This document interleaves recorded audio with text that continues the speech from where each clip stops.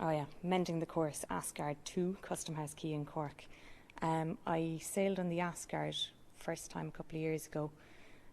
This was the end of my first trip. We sailed out from Cork and back into Cork. And this was the captain on the course of our trip.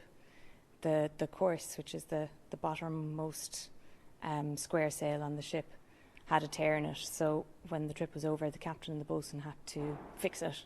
So they didn't mind me hanging around and sort of documenting that while they were up there working. So that's what that is. And in the background you can see the buildings of Custom House Quay. This is view from aloft on Asgard 2. Now this is another scene from that day when they were mending the course, mending the sail.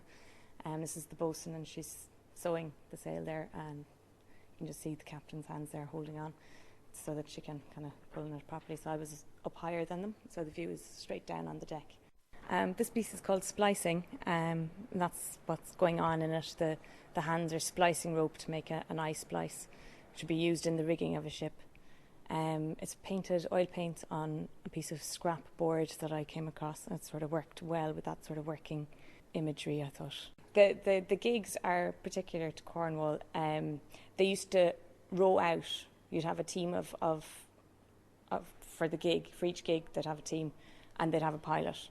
So they would row out to the ships that would be coming in to the harbours to pilot them in, because I suppose back in those days charts weren't as reliable, and they were constantly trying to map and chart the coastline and things like that. So they would go out, and basically they were always meant as kind of racing boats, which is they're quite interesting, because they had to beat each other to get their pilot on board, because if you didn't get your pilot on board, you didn't get paid. So they were always kind of a racing boat. So nowadays, they use them. They race different regattas around the Cornwall coast. So this is the Bristol team. This is at the helm on the Jeanie Johnston. Again, it's on that trip to Spain. There's two people here. The guy with the glasses was actually one of the officers on board. So they would keep an eye on where we were supposed to be headed and telling us what the compass bearing we should have been at. And he would send the order to the guy at the helm, who in this case was Paddy Flannery, a local fisherman from Dingle.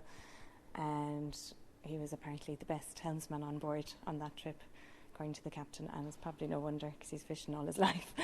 But yeah, so that's what that is. You can just make out the binnacle of the compass and the wheel there.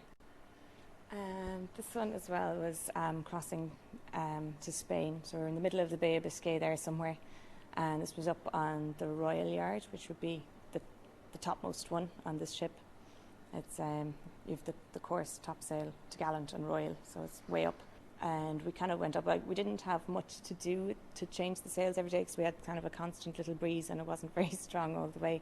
But we'd go up just to kind of have a look around and get used to going up and down the rigging. So this was one fine day in the middle of the Bay of Biscay, climbing up the rigging. Okay, this one was the end of my first trip on the Asgard, as we were coming back into Cork City. So we were sailing up the River Lee, and you can kind of see the cranes and things there in the city.